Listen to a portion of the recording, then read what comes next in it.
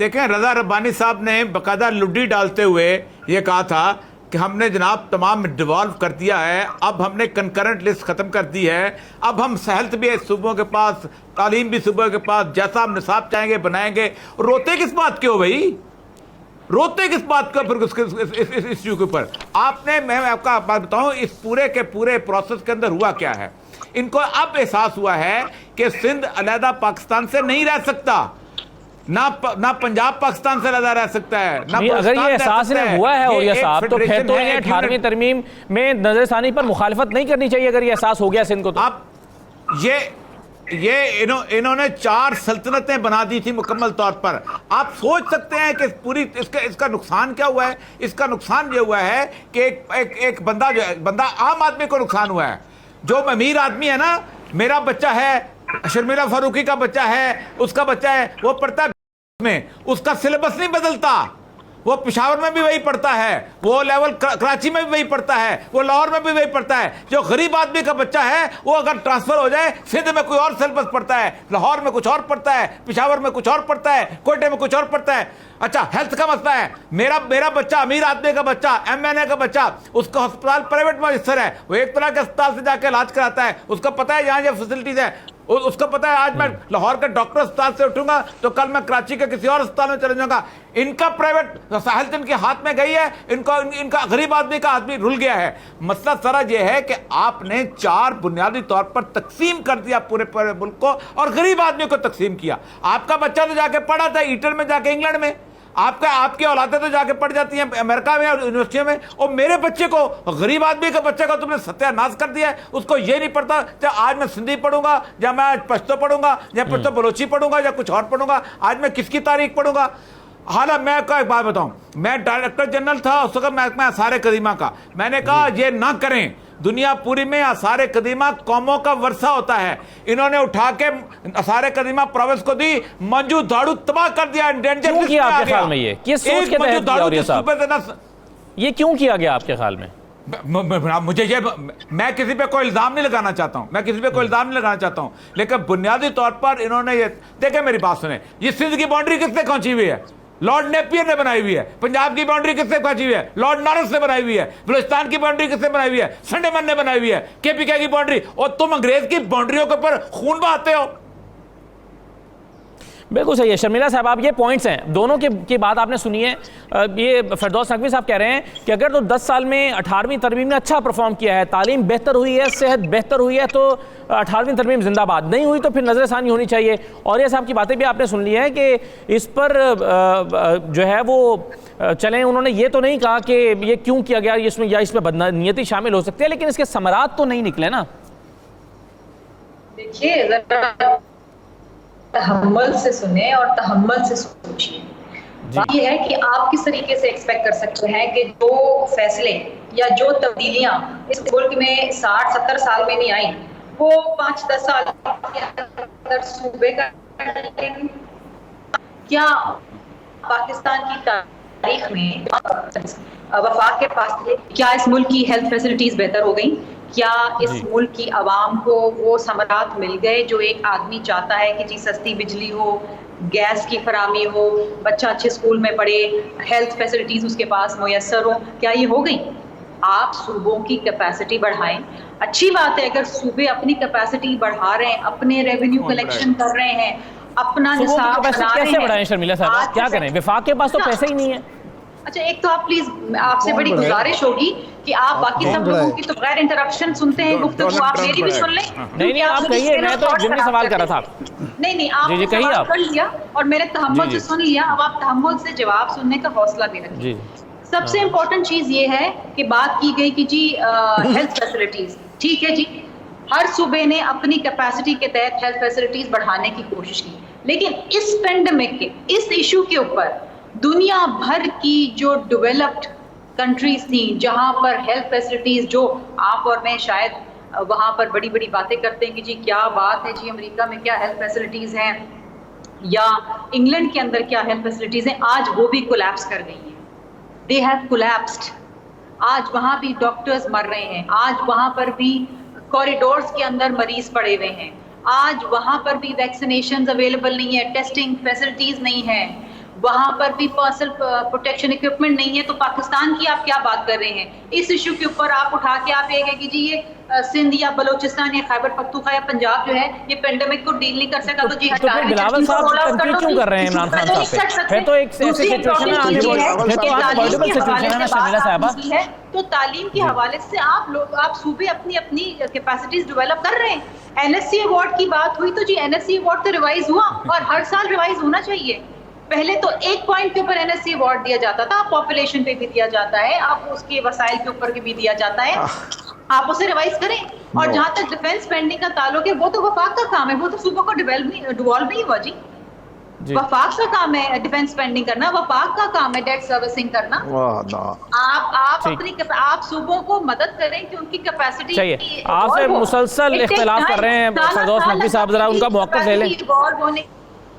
कि असल में 18वीं तरमीम ने एनएफसी अवार्ड में एक ऐसा सुकुम डाल दिया है जिसका शायद शर्मिला को एहसास नहीं है, इसलिए वो बात कर रही हैं कि 18वीं तरमीम में ये लिख दिया गया है कि आप अवार्ड में कम नहीं कर सकते, ज्यादा कर सकते हैं।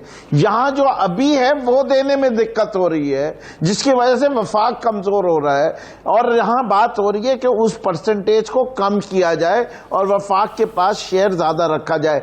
This is the debate in the 18th amendment. ये कौन कह रहा है कि सूबों को डिवॉल्व नहीं करे? हमने कहा ये जो ट्रांजिशन हुई जिस तरीके से भी हुई, पीटीआई पावर में नहीं थी, लेकिन अनफॉर्चुनेटली लेवल ऑफ सर्विस जो 2010 में था उसके मुकाबले में खराब हुआ। उसकी वजूहात चाहे वफाक का रोल हो, चाहे उसमें सूबे का रोल हो, बहैसियत पाकिस्तानी, चाहे वो शर्मिला साहब की साहिबा की पार्टी हो, मेरी पार्टी हो, हमें तो ये जज करना है कि अवाम को वो फवाइद हम पहुंचा सके जो आइन की रूह के लिहाज से हम कोशिश करते हैं कि तमाम अवाम को पहुंचे। मेरा उसके अंदर तज्जिया जितने मैं देखता हूं, जितनी फिगर्स देखता हूं, जो इवन एनजीओज की और जो ऑब्जर्वर्स हैं उनके नंबर्स आते हैं that level of service has gone down. जब लेवल ऑफ सर्विस जैसे कुछ चीजें नहीं डिवाइड, देखिए पॉलिसी जैसे हो रही है, मकबूल जान साहब कह रहे थे एजुकेशनल पॉलिसी नेशनल होनी चाहिए, इम्प्लीमेंटेशन प्रोविंशियल हो सकता है। Policies should always be national, चाहे वो आपकी लेबर पॉलिसी हो, हेल्थ पॉलिसी हो। आप देखिए drug regulatory authority of Pakistan, ये सब्जेक्ट सूबे में चला गया, यहां जाली ड्रग्स बना के की जा रही हैं। ये जो लोगों का वो राइट्स होती हैं, protecting their rights so that nobody can copyright acts हैं, उसके लिहाज से या पेटेंट्स हैं, वो नहीं फॉलो कर रहे प्रोविंसेस। वो फेडरल गवर्नमेंट का सब्जेक्ट है, इसलिए वो उनको छोड़े हुए। इसकी वजह से बड़े लकूनाज आगे बदनाम हो रहे हैं। बहुत सारी चीजें हमारे FATF के अंदर जो है हमें परेशानी हो रही है, वो भी इस बातचीत होनी चाहिए और फौरन होनी चाहिए। अभी बातचीत का वक्त है इस पर। अभी ये क्योंकि ऑपोजिशन का कहना यह है कि अभी जरा आप पूरा कोरोना पे तवज्जो दे लें, इस पर बाद में उठा रखें इस मामले को। नहीं, मेरे ख्याल से देखिए बात यह कि ये आया ही कोरोना की वजह से, इससे कि इस वक्त जब ये पैंडेमिक हो गया, आज आपने खुद बिलावल साहब की बात सुनी, मजदूर को पैसे दो, हेल्थ के लिए पैसे दो, मईशत को मजबूत करने के लिए पैसे दो, प्रोविंस को दो। अच्छा भाई पैसे दो का, मईशत का पहिया चल नहीं रहा तो टैक्स कहां से जमा करूंगा? वो फैसले तो मईशत का पहिया चले या नहीं चले वो सूबा फैसला करेगा, और टैक्स जमा करेगा वफाक, और जो जमा करेगा वो देगा सूबे को। ये भाई गंगा उल्टी बहनी शुरू हो गई है। पैसे आएंगे कहां से जो वफाक दे भी? वहां उतने ही नहीं जमा हो रहे जितने पहले जमा होने थे। वो क्राइसिस पे क्राइसिस आ गया, तो अब इस क्राइसिस को पाकिस्तान को कमजोर करना है क्या? डिफॉल्ट में लेके जाना है पाकिस्तान को? जब पाकिस्तान महेगा तो हम सूबे रहेंगे। बिल्कुल सही कह रहे हैं आपके बाकी तज्जिया निगार कि पहले मुल्क है फिर सूबे। अगर किसी ने कहा कि पहले सूबे और फिर मुल्क है तो हम उसके खिलाफ खड़े। पहले पाकिस्तान को मजबूत करो और सूबों को भी मजबूत। और ये जो डेवोल्यूशन ऑफ पावर पे यकीन रखते थे, इन्हें बताया इन्होंने लोकल बॉडीज के साथ क्या किया। 2007 के बाद से PFC का नहीं दिया। क्या ये अवाम की खिदमत कर रहे? ये सिर्फ टीवी पे आके बयान देते हैं लॉकडाउन कर देंगे, इंप्लीमेंटेशन होता नहीं है। पानी दे नहीं पाते, बसें ला नहीं पाते। कराची शहर जिसको 25,000 बसों की जरूरत है, वहां 4,000 बस चलती है, जहां 2007 के बाद से एक कतरा पानी नहीं आया। जी हाँ। जहां की पूरी सीवरेज जो है खुले समंदर में बहा दी जाती है। ये है सर्विस लेवल जो प्रोविंस के पास 18th अमेंडमेंट के बाद हुआ है। और फिर हम ठीक है। कहते हैं कि हम इसकी तारीफ करें, कैसे करें? हाँ बिल्कुल सही कब है। अब तक मुझे इंतजार करें इसका? कूड़ा नहीं उठता इस कूड़ा नहीं उठता इस सूबे ये में। बिल्कुल सही है, ये प्रॉब्लम्स हैं सूबाई सतह पर। अब मुझे शाह साहब ये बताइए ज़रा, बिलावल साहब के बयान पर अपनी राय का इजहार कर दीजिएगा कि बिलावल साहब ने ये कहा है कि अगर आपसे काम नहीं होता तो जनाब आप इस्तीफा दे घर चले जाएं, हम हमें दे दें, हम चला लेंगे इस मुल्क को, वफाक को चला लेंगे। आपको बिलावल साहब का शिकवा दुरुस्त मालूम होता है? और अभी नहीं, मुसलसल जब से ये कोरोना की सिचुएशन है, वो कभी बैनुल अक़वामी इदारों को इंटरव्यू दे रहे हैं, कभी प्रेस कॉन्फ्रेंस कर रहे हैं, वो कह रहे हैं कि वफाक सूबों की मदद नहीं कर रहा, जिसकी वजह से सूरत हाल ख़राब हो रही है। शिकवा दुरुस्त लगता है आपको? देखिए, पहली बात तो ये है कि सूबा सिंध में पीपल्स पार्टी की हुकूमत है 10 साल से, बल्कि अब 12 साल होने लगे हैं 2008 से है। और इनकी हुकूमत है इमरान खान की 2 साल से। एक बात पहले 8 से 13 तक हुकूमत विफाक में भी ज़रदारी साहब की थी, बिलावल साहब की थी, बिलावल साहब की पार्टी की थी। तो ये इस तरह की बात जो है मैं तो नहीं समझता कि जस्टिफाइड है। एक बात। दूसरी जो हम बात कर रहे हैं कि कैपेसिटी बिल्डिंग की, कैपेसिटी जब वसाइल आपको दे दिए गए, इख्तियार, जिसके पास इख्तियार है, जिसके पास पैसा है, कैपेसिटी उसने अपनी बढ़ानी है या कोई और बढ़ा के देगा? ये तो अजीब बात है कि इसका मतलब है सूबे तो ये मान रहे हैं कि उनके अंदर ये अहलियत सलाहियत नहीं है, उनकी हुकूमतों की, उनकी ब्यूरोक्रेसी की, उनके सियासतदानों की, कि वो जो वसाइल उनको मिलते हैं, जो इख्तियारात मिलते हैं, वो उनको इस्तेमाल करने की अहलियत नहीं रखते। तो यही तो इशू है कि आपने उन लोगों को, उस यूनिट को इख्तियारात भी दे दिए, वसाइल भी दे दिए, जिसके अंदर ना इख्तियारात इस्तेमाल करने की अहलियत है, ना वसाइल इस्तेमाल करने की अहलियत है, और उसके नतीजे में आपने फेडरेशन को कमज़ोर कर दिया।